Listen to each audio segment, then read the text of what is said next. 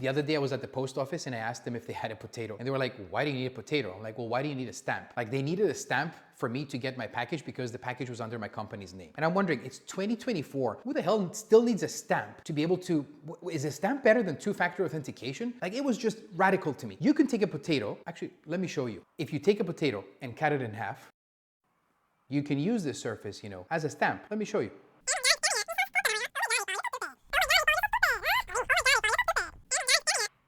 There we go, that's good enough. And then you take your carving knife and you make your stamp. Maybe first you need a pen.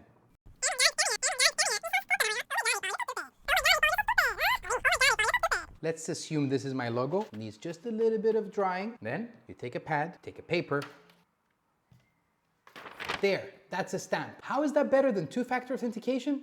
Anyways, long story short, they never gave me a potato, but what I did ask was, is there any other way I can give you my logo? I mean, here's my business card. My logo is on there. It's the same as the one that's on my stamp. And they said, nah, we can't accept the business card. If you don't give us a stamp, there's no package for you. Is there any other way I can give you my logo? And they go, yeah, you could fax it to us. I'm like, come on, we're going backwards now. Who has a fax these days? But if you're willing to take a fax, could you take an email? And she goes, well, I don't know. We don't have an email. Yes, they said that. So then I begged and somebody had an email and eventually I sent my logo to that person. 2 minutes later, that lady comes back with a full A4 size logo printed out. Probably 85% of their print cartridge was gone. She takes that page, staples it onto the receipt and gives me the package. And at which point I go, this doesn't make any sense.